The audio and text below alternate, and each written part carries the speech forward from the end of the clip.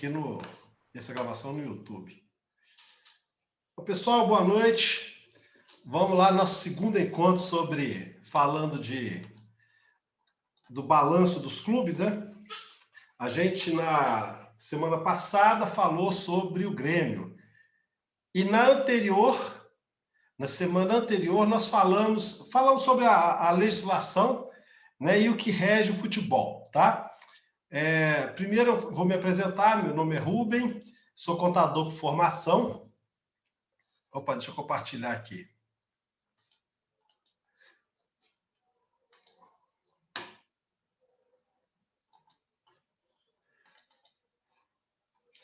Bom, meu nome é Rubem, contador por formação.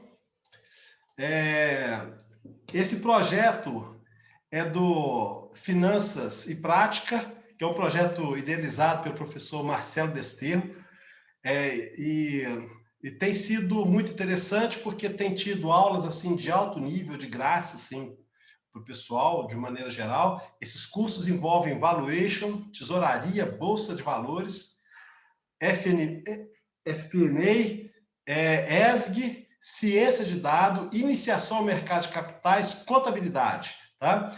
E o seguinte, é tudo gratuito, a pessoa pode participar, assim, de temas relevantes e pode, mais importante, pode interagir com os professores, né?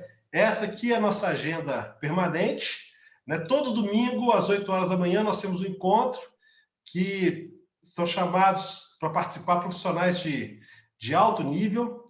Na segunda-feira de manhã, que tem o FP&A, tem curso de valuation na terça-feira, às 6h30 da manhã. Novamente, na quarta-feira, às 6h30. Depois tem de tesouraria, 7h30, com o Henrico. Ciência de dados, com o Coutinho. ESG, com a Regiane. Introdução ao mercado de capital no sábado, às 6h30 da manhã. É isso mesmo, para acordar cedo mesmo, para ouvir o galo cantar e aprender sobre mercado de capitais. E logo depois tem a aula de contabilidade, às 8 horas da manhã, que eu que tenho o privilégio de compartilhar e aprender com vocês, tá? E é isso, tá? Hoje nós vamos falar do Flamengo. Mas antes da gente falar do Flamengo, eu quero falar dois tópicos que ficaram sem comentar na vez passada, que um profissional CLT normal, que ele é contratado com prazo determinado, você tem duas situações. Você contrata, por exemplo, aquele contrato de experiência de 3 meses, né? Ou então faz um contrato, alguma obra, alguma coisa assim, com máximo, o contrato com máximo de 2 anos, ok? Então é o seguinte, quando você demite uma pessoa no contrato de experiência, por exemplo, vale para o contrato por tempo determinado também, quando você demite a pessoa, por exemplo, com 2 meses, a indenização que você tem que pagar é da metade do tempo que falta, tá certo? Então, por exemplo, se o cara tem 3 meses, eu faço contrato de experiência de 3 meses, se eu demito o cara no segundo mês, eu pago só 15 dias de indenização para ele, ok? Já jogador de futebol não funciona desse jeito. Jogador de futebol tem um prazo mínimo de 3 meses e o prazo máximo de 5. Se você contrata um jogador, por exemplo, com contrato de 2 anos, e com 1 ano você manda embora, você tem que pagar todo o ano seguinte. Você não paga só a metade, entendeu? Isso é uma grande diferença na relação trabalhista, né? Isso é que dá muito problema jurídico, né? Então, assim, outro detalhe que, nessa situação, a gente falou lá quando o jogador se contunde, como é que poderia fazer, né? Como o clube já tem esse contrato, isso aí foi o Lucas lá do Vasco que me deu o toque. Quando você já contrata o jogador, ou você pode fazer o seguro, que às vezes o seguro de acidente, às vezes o acidente dele, uma contusão pode invalidar o jogador para o resto da vida, né? Então, eu tenho seguro. Ou então, como o cara já está lá, contrata 2 anos, então, se ele vai ficar 1 mês parado, não vai fazer diferença para o clube, entendeu? Ele vai ter que pagar do mesmo jeito. Então, normalmente, paga o salário mesmo. são as diferenças no trato com o jogador de futebol, ok? Alguma dúvida, gente? Alguma coisa para comentar sobre isso? Só falar, Rubão, a questão do pagamento dos valores do contrato em aberto, se houver algum acordo, né, feito entre as partes, você pode minimizar também, né? Não, exatamente. Quando há acordo não tem problema, mas eu digo assim, na nota fria da lei, entendeu? Na nota fria da lei, se você, por exemplo, você tem que pagar o restante do contrato, tá certo? Obviamente que tem muita, às vezes para o jogador até, né, melhor, às vezes ele sai de um clube, vai para outro, né, e continua com o contrato no outro time. Isso aí, né, entra na base do acordo, né? Então, assim, eu queria só, antes de começar, abordar esses dois aspectos. Outro aspecto que eu queria falar, gente, é sobre análise de balanço. Não sei se vocês já viram aí muita gente fazendo análise. No domingo, inclusive, o professor comentou que às vezes as pessoas entregavam relatórios de 200 páginas, né? Ou então de, sei lá, aquele calhamaço de informação quando você faz uma análise, né? Gente, a análise de balanço, assim, tem que ser uma coisa sintética, tá? E são três coisas que você tem que saber. Primeira coisa, você tem que saber o perfil da empresa que você está analisando, tá? E eu vou mostrar para vocês mais para frente o perfil da aplicação para o time de futebol. O segundo é o seguinte: qual o objetivo?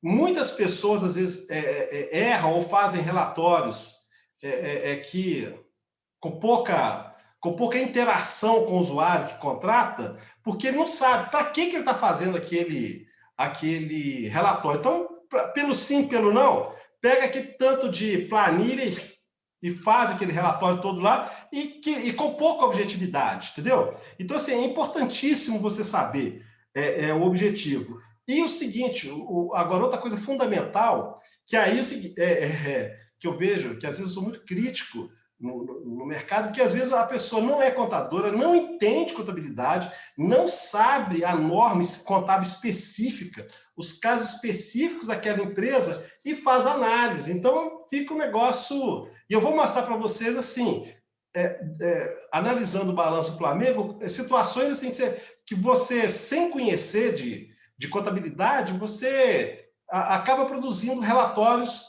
números e análises, assim, indevidas, entendeu? Então, vamos lá. Então, vamos continuar aqui agora com o nosso querido Flamengo, né, o Lobo? Então, é o seguinte, gente, vamos lá. O Flamengo tá passando aí? Tá ok? O slide? Beleza, ó. Então, o Flamengo é isso aí. Foi fundado em 17 de novembro de 1985, com sede no Rio de Janeiro. Ele tem Pula esse slide aí, Rubão. Pula esse slide aí, rapaz. Calma, mas cadê? Só faltaram os 2 títulos ali da Supercopa atualizados. Pois é, cara. Pois é. Olha só, foi fundado em 1985? 1885. Aí tem. Porque ele confundiu com o número de títulos. Não, eu achei que ela era mais novo, entendeu? Então é o seguinte... Você tá vendo qual é o problema, Rubem? Tá vendo? Já começa assim, já começa com arrogância. Isso auditoria aí. Mas vamos lá. Então é o seguinte, é isso aí, o clube tem 73 mil sócios, tá? Então, como eu sempre faço, eu vou passar o perfil do torcedor, o perfil do flamenguista, tá bom? Ó, é uma torcida meio a meio, 50% mulher, 50% masculino, tá? A idade, interessante, hein, gente? Se vocês lembram do Grêmio, o Grêmio é uma escadinha, o Flamengo já de 16 a 24 anos, é mais estável, tá certo? Então, a escolaridade, ensino médio, fundamental, ensino médio 49%, fundamental 31% e superior 20%, tá? Partido político de preferência dos flamenguistas, 19% PT, 60% não tem e os outros percentuais distribuídos pequenininho aí, tá? Outra coisa interessante no Flamengo é a divisão regional, tá? Ele é muito forte na região sudeste, Rio de Janeiro e Espírito Santo, provavelmente, né? Na região sul, muito pouca participação, tá? Agora, no Nordeste, tem muita gente no Nordeste. E Centro-Oeste menos e Norte um pouco. No Centro-Oeste deve ter muita gente que torce para os times do Sul, né? Porque tem muito imigrante lá, né? Vamos lá.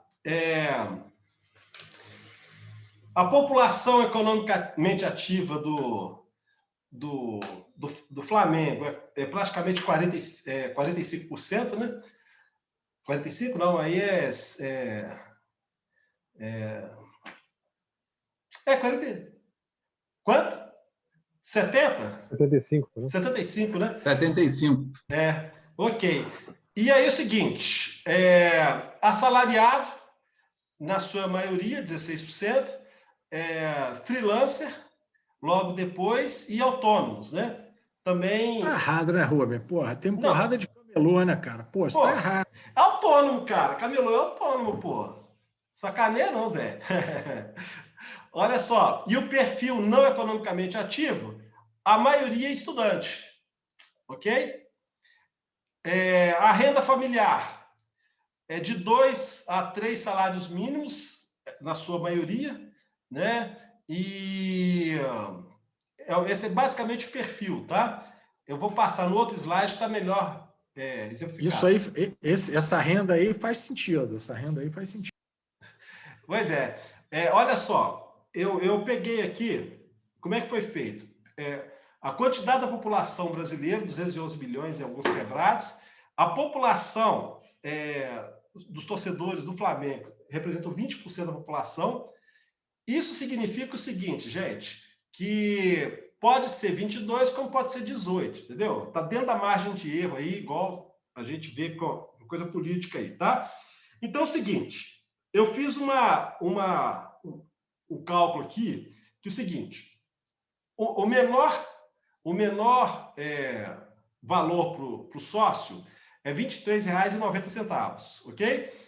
Então, considerando isso e o tamanho da torcida, o potencial de receita que o Flamengo tem é de 1 bi. Obviamente, gente, assim, isso é no cenário lindo, maravilhoso, tá? Porque, obviamente, que você tem que, oferecendo reciprocidade para o sócio torcedor, como ingresso, um monte de coisa assim, você limita a capacidade. Você tem que, para receber, você tem que aumentar os planos e diminuir a quantidade de pessoas, né? Mas, em 2020, faturou 62 milhões, o equivalente a 6,2% do total, ok? Possui 73 mil sócios, né? E a média é R$ 848 por sócio, isso anualmente, tá? Gente, como eu perdi meu slide aqui hoje, eu vou apresentar o slide do próprio Flamengo, tá? O balanço do próprio Flamengo, ok?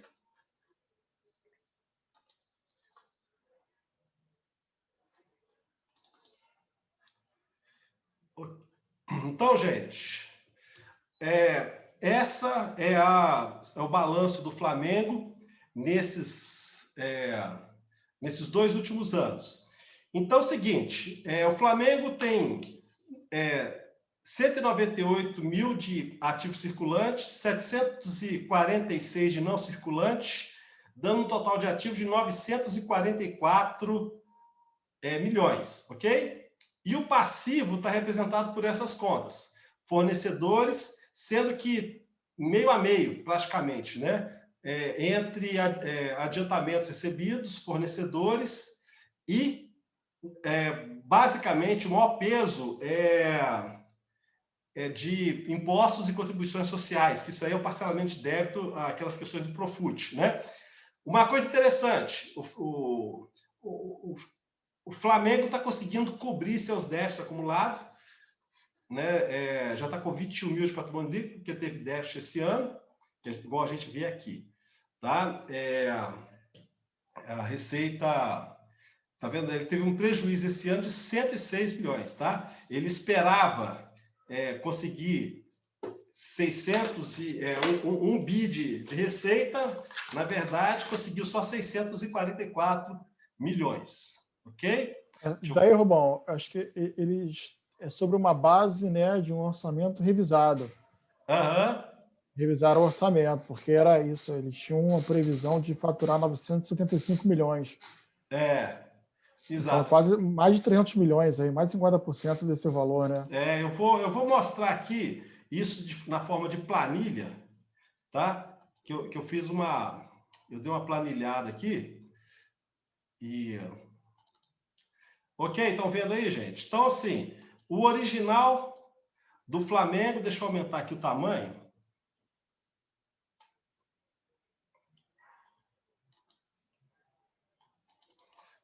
Estão vendo aí? Então é o seguinte, para eu fazer essa análise, gente, eu tive que remanejar algumas contas, ok? Por exemplo, essa conta, adiantamento, despesas antecipadas, tanto no curto quanto no longo prazo, essa conta é o seguinte, são alguma coisa que o Flamengo pagou, mais algum jogador, alguma coisa assim, mas que ele vai ter que, ou algum contrato que ele tenha feito, mas que ele vai colocar como despesa a partir do ano seguinte. Então, isso não é ativo, isso é despesa, mas que está contabilizado como ativo. Então, eu separo do meu cálculo, ok? Para fazer análise. Outra coisa que eu faço também é o seguinte, depósito judicial. Isso aqui é garantia do juízo. Então, é o seguinte, eu tenho um processo, tá? Então, eu vou lá e deposito um determinado valor, e como eu já comentei alguma vez, se eu tiver lá depositado 10 milhões, se eu tiver a folha para pagar de 9 milhões, eu não posso chegar para o juiz e falar assim, excelência, libera para mim 9 milhões, depois eu reponho. Né? Eu não posso fazer isso. Então, é um ativo, mas que ele está lá de garantia. Se no final das contas você ganhar, é revertido. Caso contrário, normalmente, assim, isso aí é sentença, alguma ação que está em processo ainda de discussão, né? Não está em trânsito em julgado, mas você ainda não pode... eu para efeito de cálculo de qualquer coisa, eu tiro da minha memória, tá? Bom, no passivo, eu vou mostrar agora aqui o slide.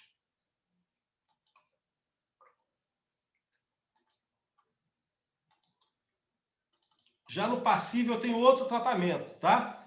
Que eu já falei na aula passada. Tem uma norma contábil, que isso vale para o ativo também, que determina assim, se o clube receber algum adiantamento de contrato, por exemplo, a televisão adiantou lá 50 milhões, mas por um torneio que vai acontecer, por exemplo, no ano seguinte, o clube não pode contabilizar isso como receita. Ele tem que contabilizar no passivo, ok? E isso fica no passivo até quando no ano seguinte, pelo regime, o torneio se realizar pelo regime de competência, ele tira do passivo e passa para a receita. Então, isso, os jornalistas e as pessoas têm falado, a dívida do Corinthians ultrapassa 1 bilhão e 200. Né? Não ultrapassa, por exemplo, né? Ele tem 298 de antecipações, tá certo? Que está no passivo, mas que não é dívida, entendeu? Eu estou questionando o aspecto da dívida, ok? Pode falar. Mas isso ficaria no passivo com que classificação? Isso aqui depende. Por exemplo, vamos supor que a pessoa faça que a televisão faça o adiantamento com um torneio aí de duração de 2 anos, por exemplo, tá? Então, ele rateia o primeiro ano, ele coloca no curto prazo, e o segundo ano no longo prazo, entendeu? Nesse caso aí, o Flamengo só tem no curto prazo, se não me engano, entendeu? A gente pode olhar na conta depois. Entendeu? Era isso aí que você queria saber? Então, assim... Vocês concordam comigo que isso não é uma dívida? Entendeu? Como muita gente alega, isso é uma antecipação, uma receita que ainda não foi apropriada, basicamente. Entendeu? Gente, alguma Algum comentário até agora? Vamos lá. Eu vou voltar aqui a algumas análises do balanço. Por que o Flamengo... O que aconteceu com o balanço do Flamengo? Que não é um balanço bonito, né? Assim, é bonito, mas é feio, né? Vou mostrar para vocês os fatos aqui, tá?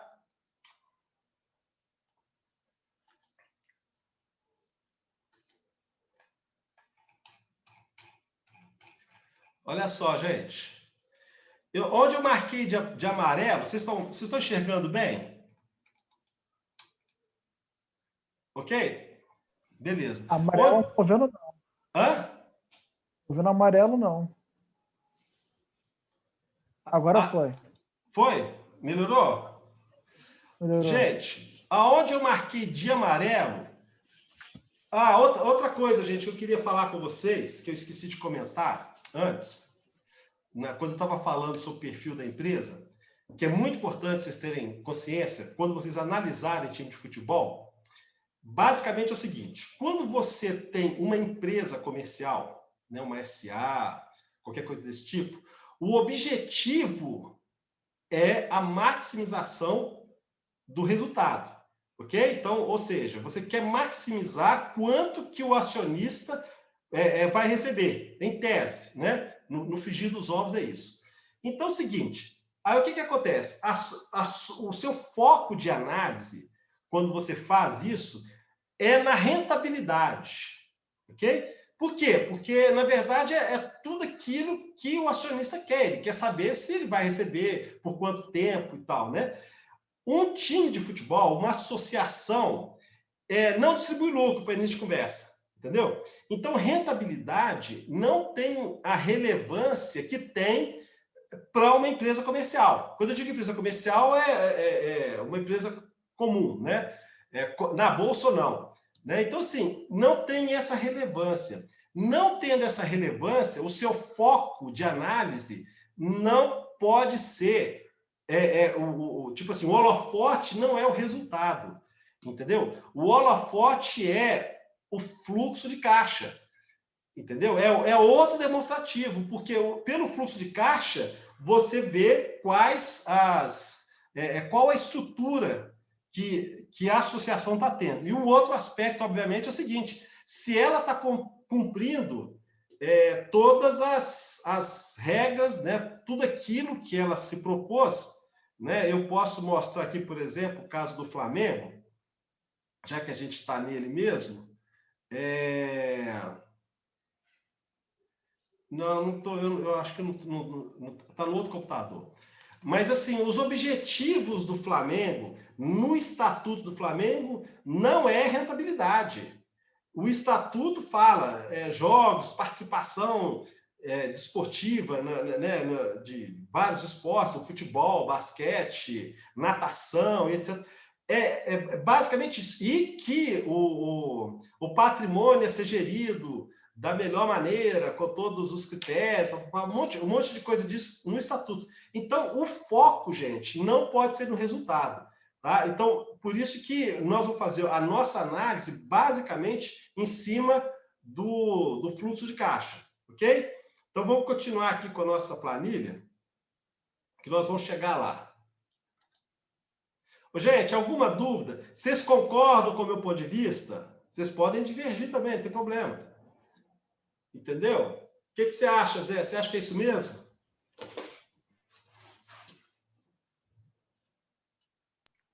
Acho. Pô, eu não tenho nada para acrescentar, bom, na boa. É mesmo? Juro, cara. A única aula que o Zé não interrompe é a minha. Ô, Zé, vai ficar chateado, cara. É porque eu não sei, porra, eu não sei nada de contabilidade, Rubem, é por isso. Brincadeira, Zé. Olha só, então é o seguinte, o que aconteceu? Os itens que eu dei highlight. A gente vê que o caixa caiu, 24 milhões, ok? Contas a receber de curto prazo caíram também, tá? Contas a receber para transferência de jogadores, o que aconteceu na contas a receber de transferência de jogadores? Saiu do curto prazo e foi para o longo prazo, mas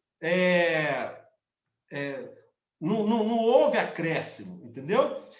E é o seguinte, outra coisa que a gente observa é o crescimento no intangível. Mesmo assim, o Flamengo investiu em contratação de jogadores durante o ano. Porque é o seguinte, jogador de futebol é registrado, gente, no intangível. Tá? Então, o que o clube faz? O clube contrata o jogador e todo o custo que ele tem na contratação, ele lança no intangível. E rateia pelo período de contrato. E a mesma coisa vale para a formação do jogador. Ok?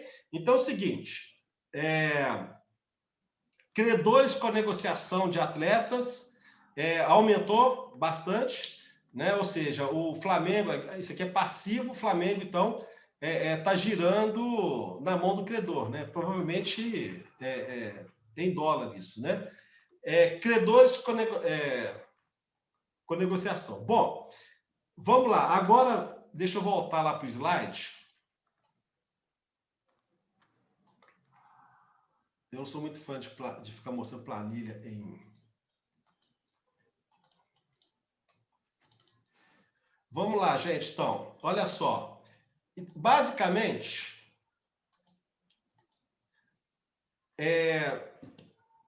a gente viu que o Flamengo estava numa tendência de fortalecimento do caixa no período até 2019. Teve uma queda significativamente em 2020. Obviamente, fruto da pandemia, né?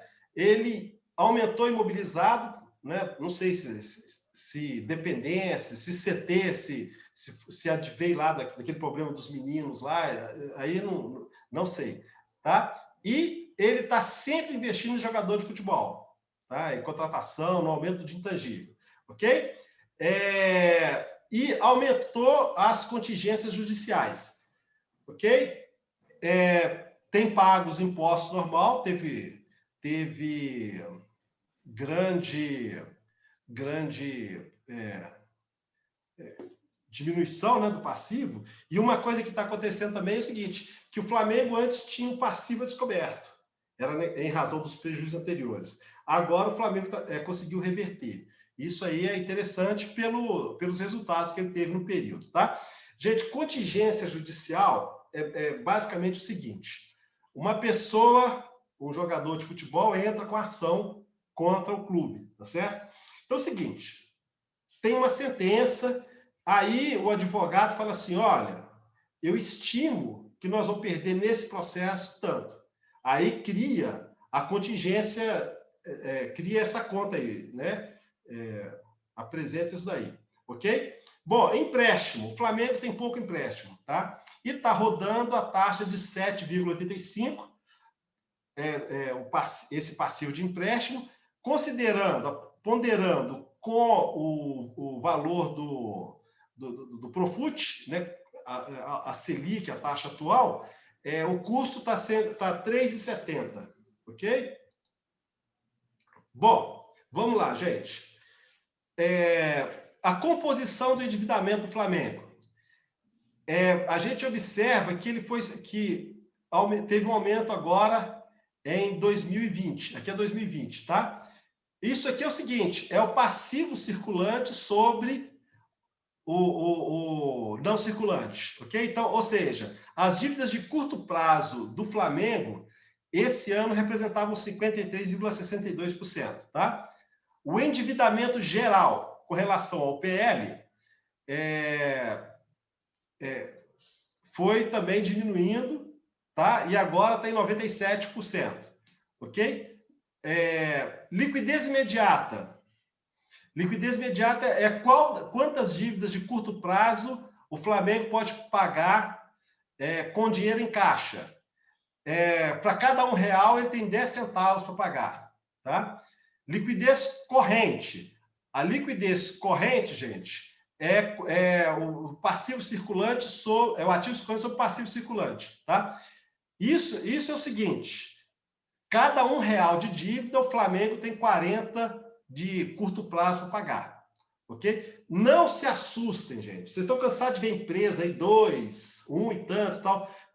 Clube de futebol é isso mesmo, tá? Até o Real Madrid o índice de liquidez dele é desse jeito, tá? Então, isso não é privilégio do Flamengo, nem dos times brasileiros, não. É do jeito que é. Nós vamos fazer 10 análises individuais, aí depois nós vamos fazer a consolidação. Quando a gente fizer a consolidação, isso vai ficar mais claro, tá? Porque a gente vai pegar desses 10 clubes, que provavelmente vão ser os maiores, né? E a gente vai comparar isso aí. A gente tem uns indicadores interessantes aí para apresentar para vocês, tá? Não vou dar spoiler, ok? Mas muito interessantes. Liquidez seca. Liquidez seca é a liquidez, é o passivo circulante menos o estoque, tá? 39,58 centavos. E a liquidez geral? Ativo circulante e ativo não circulante sobre o ativo passivo circulante e passivo não circulante, ok? Então, essa é a estrutura básica.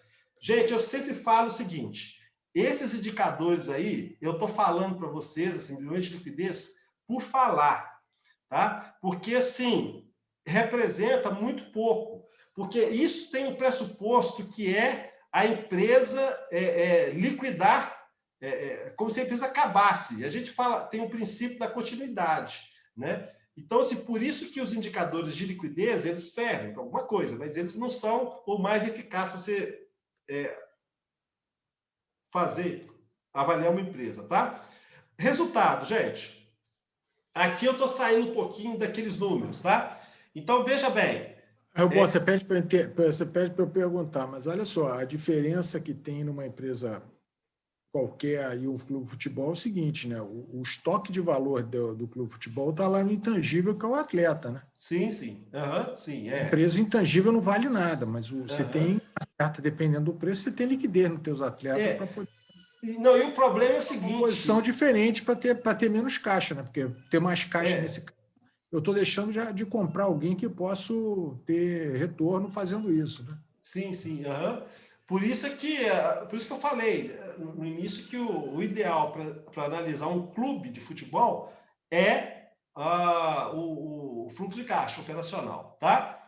Então vamos lá, demonstração de resultado. Gente, aqui eu fiz na forma de gráfico, tá?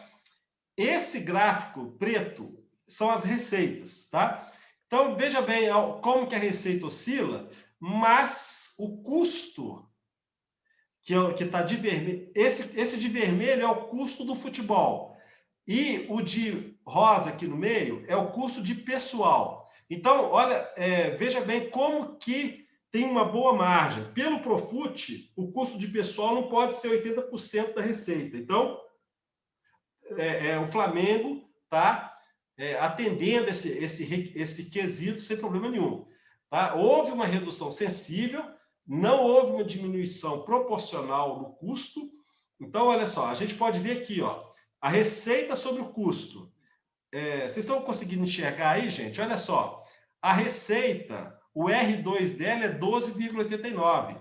O custo, o R2 dela é 0,87. Ou seja, a evolução do custo, ele tem mais, ele é mais consistente do que da receita. A receita oscila mais, entendeu? Não é tão quanto o custo. Continuando desse jeito aqui, tá? Eu tenho aqui a relação de custo, incluindo jogador de futebol. Porque é o seguinte, eu tenho a receita de venda, que muita gente chama de receita não recorrente. Eu não concordo com essa definição, porque todo clube de futebol tem como base vender jogador de futebol, tá certo? E a maioria deles tem, na média, 20% a 30% de receita de venda. E dinheiro na empresa, gente, não é carimbado, entendeu? Dinheiro, ele entrou, você faz a destinação para dentro da empresa do jeito que você necessita, tá certo? Então é o seguinte, eu fiz aqui incluindo o jogador de futebol, a receita de jogador de futebol, mais a despesa, que seria a amortização, e o custo da venda, olha como o bico encosta, tá certo? Aí eu fiz uma projeção, usando as retas, olha como inverte a longo prazo, entendeu? Então, assim, se não houver uma mudança no ritmo, é isso que acontece, entendeu? Vamos lá. Vamos chegar no que eu mais gosto agora, gente. O fluxo de caixa do Flamengo é esse daí, tá? Ele parte de um superávit. Isso aqui, gente, já são valores atualizados pelo IPCA, tá? Ele tem os ajustes, né?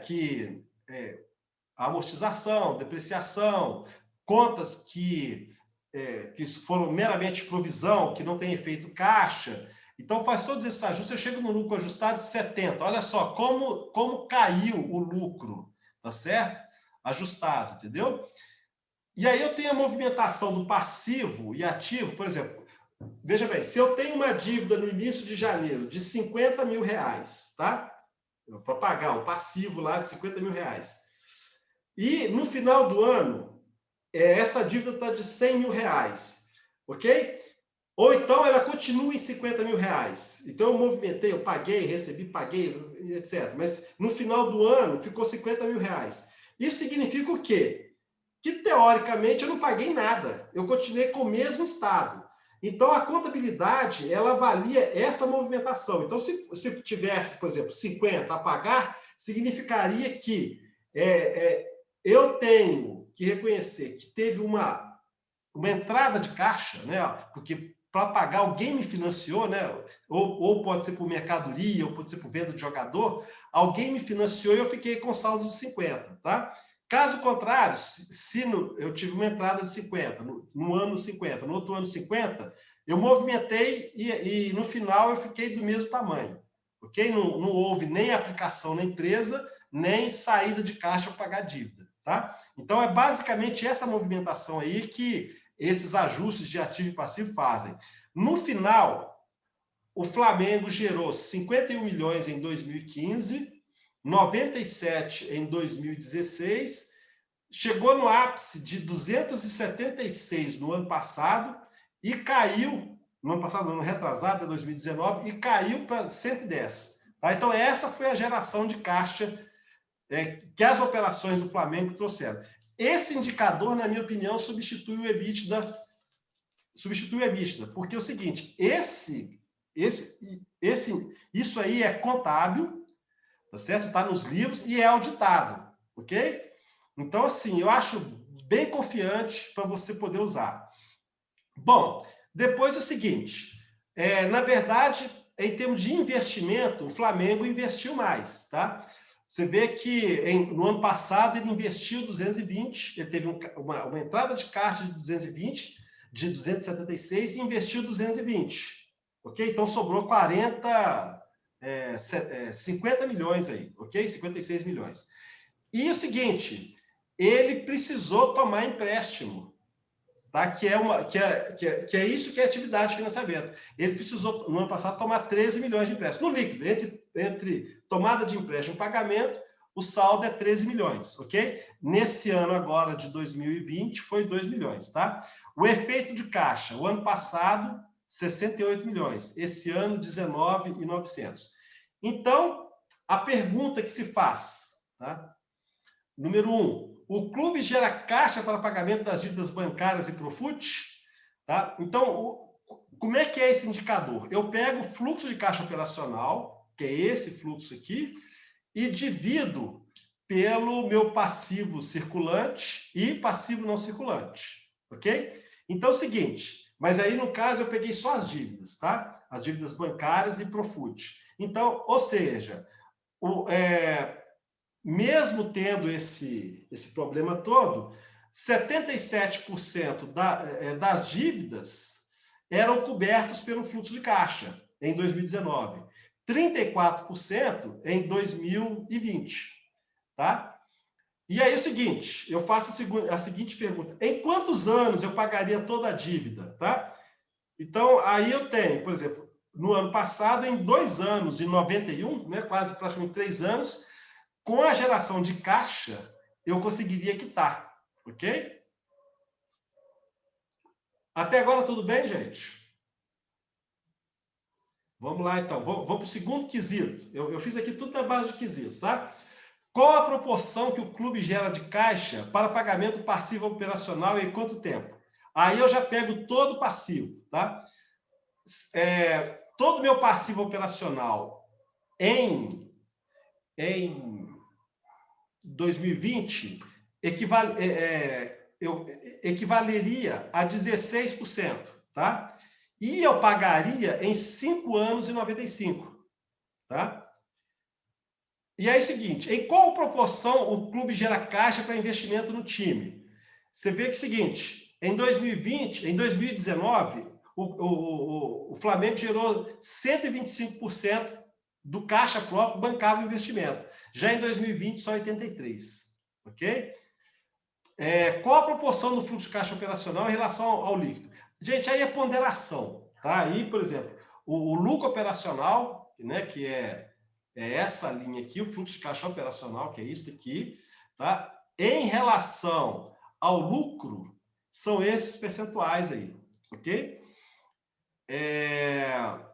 Isso aí, né, em princípio, demonstra uma certa saúde financeira. Mas a gente não pode bater o martelo, porque a gente não viu aí dos outros clubes, né? De repente, a gente chega com um clube aí, por exemplo, aqui, ó, com um indicador bem melhor, né? A gente fala assim, opa, então o Flamengo tá ruim. Entendeu? Tá? Então, assim, em princípio, é isso aí. Quais as ponderações poderiam fazer em relação ao fluxo de caixa? A qualidade do resultado operacional. Ou seja, teve prejuízo operacional, por isso que está negativo. Tá?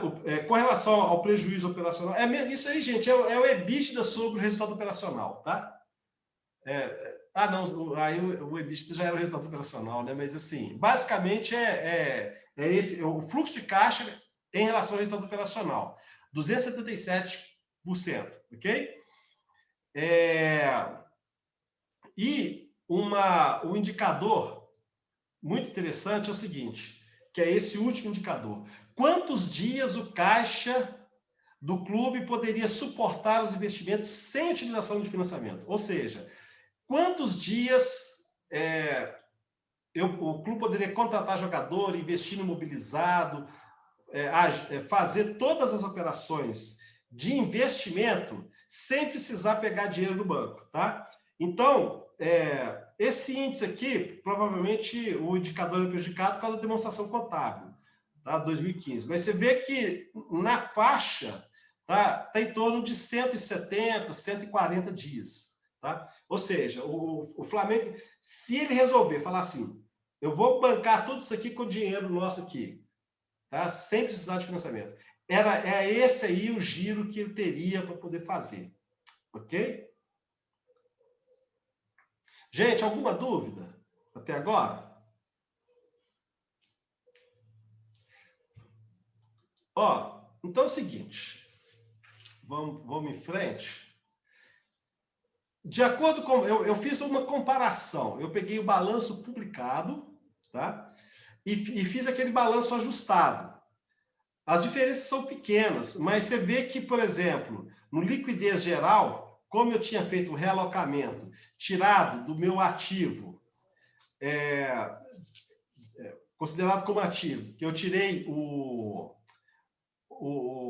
a despesa, como é que é, gente? O depósito judicial. No passivo, eu tirei eu tirei lá a provisão, né? Então é o seguinte, fazendo isso, a gente tem uma melhoria no liquidez geral, que basicamente é isso que vai acontecer, entendeu? Então, essa forma de apresentar, que eu vou mostrar para vocês, eu acho mais consistente.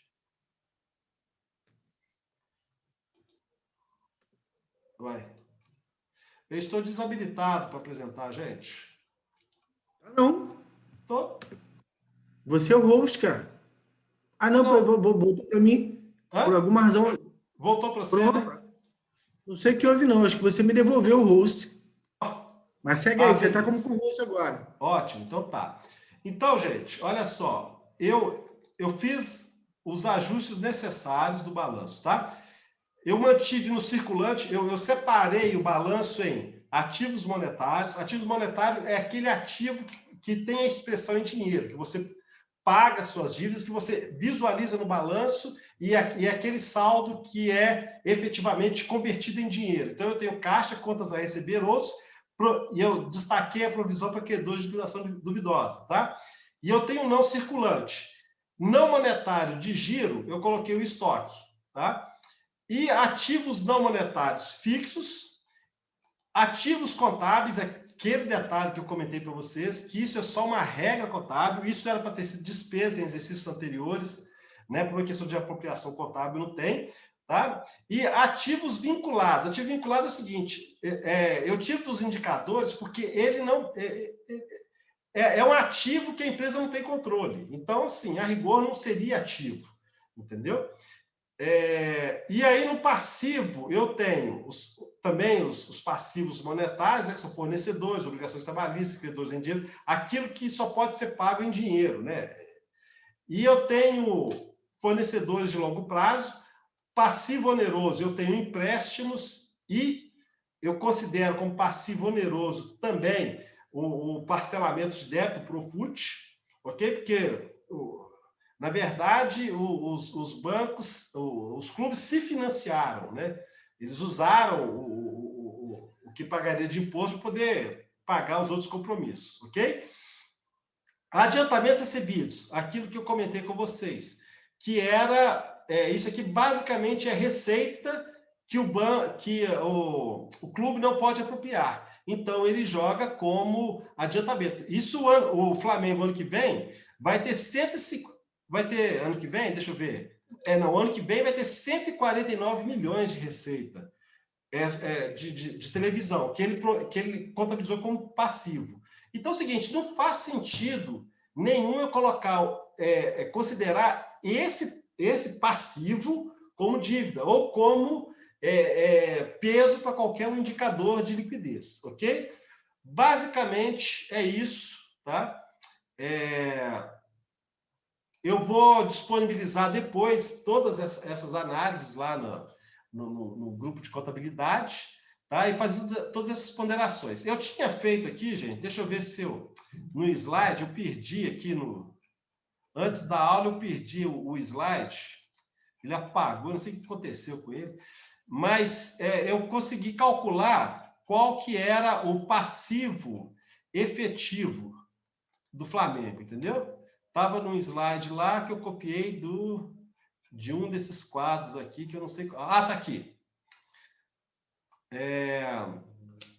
O passivo real. Eu coloquei, vamos focar aqui em 2020, o passivo circulante, o passivo não circulante, o total do passivo do Flamengo 923. Os adiantamentos, tá? Que vão ser receitas do exercício seguinte, provisão para contingência menos o depósito judicial, tá? E o total de ajuste seria 220. O passivo real, que eu chamo, é de 702 milhões, tá? Ok? E é isso, gente. Sobre o Flamengo, que eu tinha que falar, basicamente é isso. Alguma dúvida? Eu usei o termômetro de Cannes para o Grêmio e deu 3, tá? Aí eu fui usar do Flamengo e deu menos 10. Aí eu falei assim, melhor eu analisar esse indicador mais a fundo para ver se aplica time de futebol mesmo antes de continuar usando, porque ficou... Eu só não sei se é dúvida, eu só que volta na questão do adiantamento e da televisão. Como é que você contabiliza 149 milhões? Só isso. Você já falou, mas... Tá, olha só. Imagina que o clube faça um contrato, vamos supor, de 50 milhões para poder transmitir, né, que a emissora lá transmita os jogos dele, ok? Então, imagina o seguinte, que ele fechou esse contrato em 2020, mas o torneio vai se realizar em 2021. Então, o time contabiliza da seguinte forma: debita caixa, credita adiantamento, tá? No ano seguinte, quando começar o torneio, fevereiro a dezembro, por exemplo, seriam 11 dozeavos, então ele jogaria 11 dozeavos na receita, entendeu? Ou seja, a apropriação vai se dar quando da realização do evento que foi contratado, que a televisão contratou, entendeu? Não pode mais contabilizar como receita. Imagina a seguinte situação. Eu até citei esse caso. Eu sou dirigente de futebol. Eu quero melhorar o meu... isso vale para vender. Você vender um jogador de futebol. Agora, vamos supor em abril. Mas imagine que ele vai fazer 18 anos em fevereiro do ano que vem. Então, você não pode vender esse jogador lá para o exterior, tá? Então, o que o clube faz? O clube paga um sinal, tá? Esse sinal você contabiliza como adiantamento também. Quando o jogador for, né, efetivamente contratado, quando se efetivar o contrato dele completar 18 anos, aí que eu contabilizo como receita. Nesse meio tempo fica como passivo, entendeu? Contra a Caixa, ele já recebeu dinheiro. Dinheiro, tudo bem. Por isso que você vê aí Caixa do Grêmio, Caixa do Flamengo, forte. Porque recebeu isso tudo como adiantamento, né? E isso aí também é interessante, por exemplo, que imagina que eu seja um dirigente de um clube qualquer e eu quero apresentar uma receita para melhorar o exercício, né? O meu foco lá é receita. Então, o que eu faço? Eu contabilizo, eu antecipo esse contrato, negocio a antecipação desse contrato e contabilizo naquele exercício, entendeu? Para melhorar o resultado. Então, contabilmente, isso está proibido, a partir da ITG 2003, ok? E regulamentado pela OTG 2003. Beleza? Gente, mais alguma questão? Rubem, tem uma dúvida. Pode falar. Opa, aproveitando nessa parte aí que você falou na transação de compra e venda, para suportar essa transação, é feito tão somente a parte de contrato, ou exige, ou precisaria de algum outro tipo de documentação? Por exemplo, que seja um recibo simples, né? Até em relação a esse sinal, não sei, existe, né? Então, documentos, né, outros que suportam isso? Cara, isso é documento. É obrigatório ou não? É contrato formal, entendeu? E assim, no contrato tem a cláusula que prevê. Né? Se eu estiver falando mentira aí, o Pina pode me trucar. Mas, basicamente, é tudo mediante contrato e é uma transação internacional, entendeu?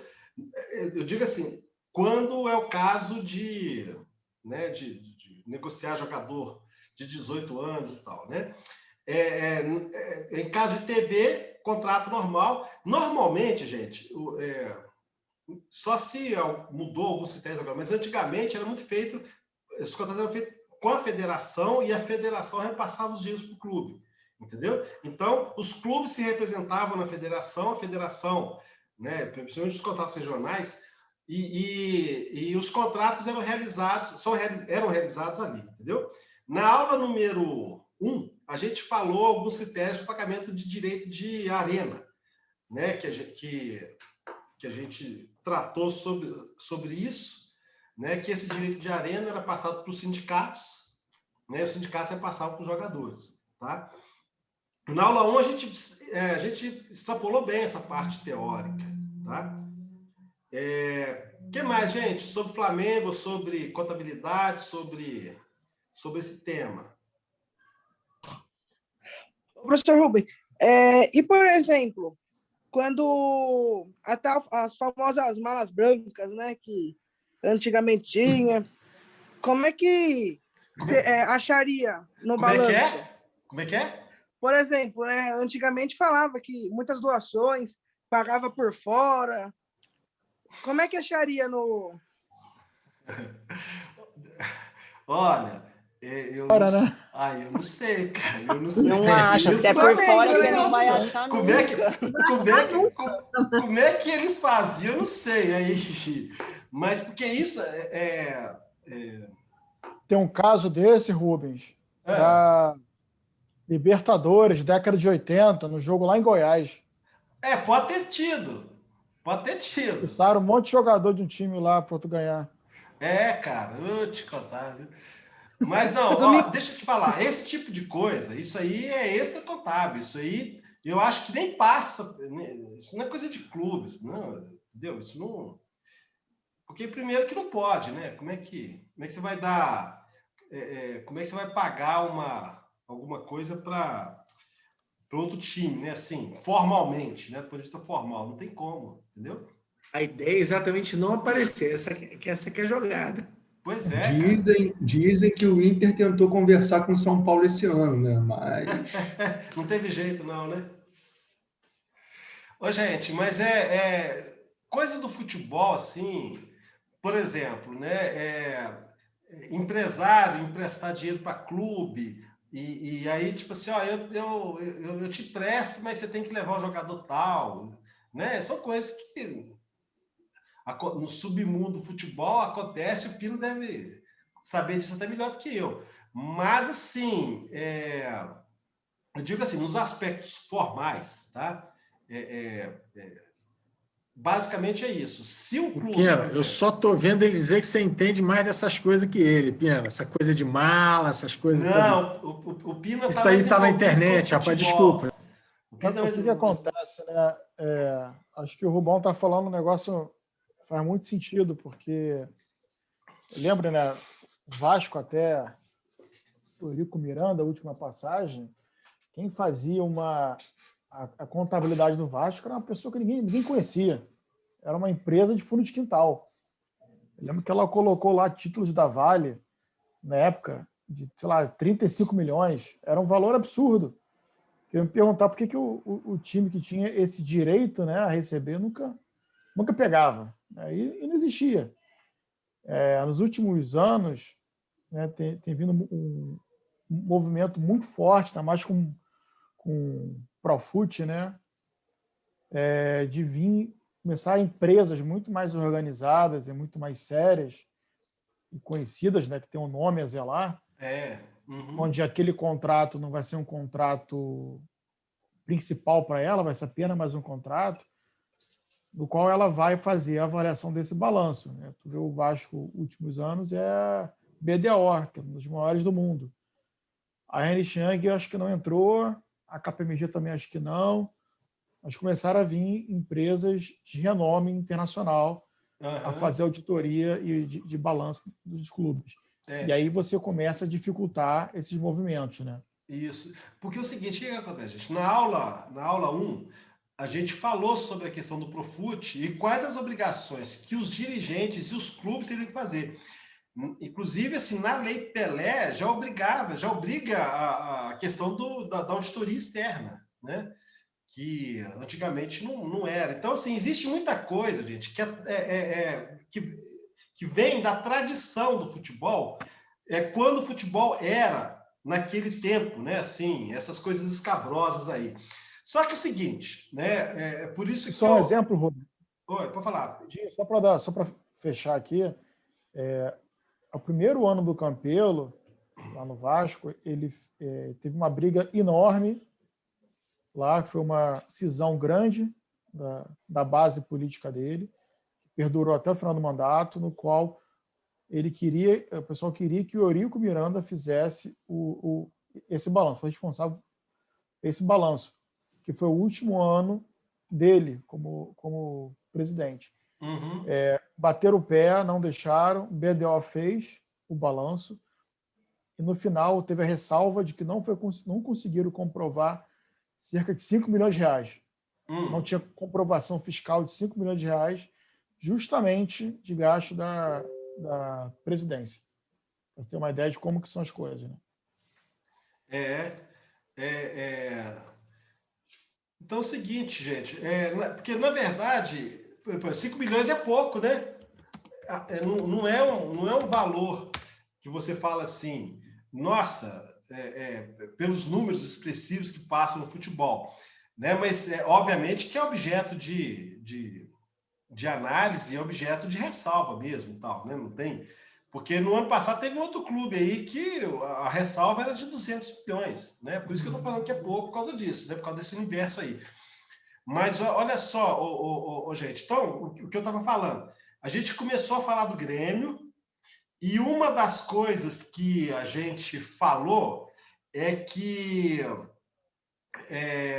a gente esperava, né, que grandes exemplos, por exemplo, a gente pegou o Grêmio e viu a reconstrução do Grêmio, ok? A gente viu a reconstrução do Flamengo, porque, na verdade, o Flamengo está se reconstruindo. E, na verdade, o chamamento é para que todos os clubes comecem a se profissionalizar, né? Isso está sendo muito interessante, né? Na análise do Grêmio e na análise do Flamengo. Realmente, o Flamengo sofreu muito com a pandemia, né? O faturamento dele foi abaixo do que ele esperava, né? O reflexo no caixa, todos os aspectos, né? Mas, mesmo assim, é um clube que reverteu uma situação patrimonial de prejuízo constante, né? Então, é isso. Basicamente, eu estava conversando com uma colorada na semana passada e ela falou que do Grêmio ela não quer nada, só quer aquele presidente lá que vai dar um jeito lá no clube. Então já é um bom exemplo, né? Mas, gente, mais alguma questão aí? Ou do Flamengo tem pouca coisa para falar mesmo? Rubem, queria tirar só uma dúvida aqui. Já levando para o lado da venda de um jogador, né? A gente tem visto cada vez mais jogadores saindo e sendo metas serem acordadas, né? Se tal jogador atingir 20 jogos, 30 jogos, 40, o clube ganha um bônus, né, por isso. Por exemplo, o zagueiro do Flamengo agora, que saiu agora da base, né? O Natan. Eles fizeram um acordo com o Bragantino, a cada, sei lá, se não me engano, 15, 20 jogos, o Flamengo ia receber um valor. E acho que se chegasse ao 30º, automaticamente o Bragantino, né, o Red Bull, iria comprar o jogador. Como que funciona isso para as duas partes? Existe um provisionamento? Isso aí tem uma receita. Deixa eu ver aqui o nome dela, de cor eu não sei, não. Que é previsto esse tipo de coisa. Receita... Só um minutinho. E tem a despesa também. Provisionamento não tem, porque você não pode provisionar aquilo que não se realizou, né? Empréstimo / mecanismo de solidariedade, ok? Tipo assim, eu não posso chegar e já achar que eu vou receber, entendeu? É a mesma coisa. É o princípio do conservadorismo na contabilidade. Eu contabilizo uma provável perda de um processo judicial. O advogado vai lá e fala assim para mim, olha, eu acho que você vai perder, né? Então, aí, imagina a seguinte situação. O cara na esfera, entra lá na esfera trabalhista, tá? E aí é o seguinte, todo o processo trabalhista dessa empresa, hora extra o cara perde. A empresa perde. Normalmente, vamos supor, né? Então é o seguinte, aí o advogado, quando pega um processo desse e a demanda envolve hora extra, o advogado já fala, a sentença já foi de tanto valor e eu acho que você vai perder, né? Tanto por cento de hora extra, eu acho que você perde. Então ele já dá uma declaração e aí você provisiona. Agora, o contrário, você não pode fazer. Tipo assim, você faz uma demanda com alguém e você está ganhando em todas as instâncias. Você vai receber, mas você só pode contabilizar no momento que se efetivar, entendeu? É o princípio do conservadorismo. Então, a mesma coisa. O clube, ele não pode fazer nada. Só quando ocorrer o evento que aí tem a realização do fato. Aí que eles pagam, entendeu? Obviamente que deve ter um prazo, não deve ser tipo assim, o cara fez 20 partidas e paga 20. Provavelmente, aí eu não sei como que os contratos são feitos, provavelmente num determinado período eles fazem esse acerto, né? Mas assim, reconhecimento você não pode fazer. Igual teve um processo aqui, por exemplo, né? Você já deve ter ouvido falar, que o Fred, do Atlético, assinou um contrato que ele não poderia jogar no Cruzeiro, senão ele pagaria 10 milhões. Tá? E aí, o que aconteceu? Um pouco depois, ele foi contratado para o Cruzeiro. Então, eu não poderia, como instituição, contabilizar esses 10 milhões. Exemplo que a briga está até hoje. Né? E esse valor já deve estar beirando a 18 milhões com multa e juros, mas não pode contabilizar. Entendeu? Agora, se eu tenho uma previsão... Oi, pode falar. Não, eu pensei que pudesse ter algum tipo de provisionamento ao decorrer dos jogos, entendeu? Por exemplo, o Natan chegou no 10º jogo, então automaticamente a gente já vai provisionar um valor, já que ele já atingiu uma média de jogos ok, entendeu? Okay, não. Provisão você pode fazer, já que aquele contrato primeiro, o que facilita você fazer isso é o seguinte, você não tem questões fiscais, tá certo? Porque você não é tributado com base no lucro real, tá? Então é o seguinte, do ponto de vista contábil, eu não vejo inconveniente nenhum de você fazer, tá? Assim, a não ser que exista uma norma aí, um artigo X lá que eu passei batido e não vi, né? Mas, em princípio, não, inconveniente de você, como obrigação de pagar, né? Agora, você tem que ver o seguinte, esse compromisso é líquido e certo, né? Tipo assim, jogou 20, você paga mesmo, né? Não tem como, assim, se reverter nem nada, se o atleta machucar, se aconteceu alguma coisa assim, não, né? Não tem essa situação, não, né? Não, pelo que divulgaram lá, é só para garantir mais uma receita, só para falar que não está vendendo agora também, entendeu? Entendi. Assim que atingisse os 20 jogos, o Bragantino seria obrigado a dar esse valor. Não tem nada falando de 20 jogos em um ano, no caso, entendeu? Entendi. Não, opa, deu um pau aqui no negócio. Se o Bragantino, se ocorrer os 20 jogos, se o Bragantino pagar, na hora do recebimento é receita. Entendeu? Você não tem dúvida, não. Tá? Oi? Esse caso não é semelhante ao que você falou, por exemplo, do jogador menor de idade, que vai completar 18 anos mais à frente, não é semelhante a isso?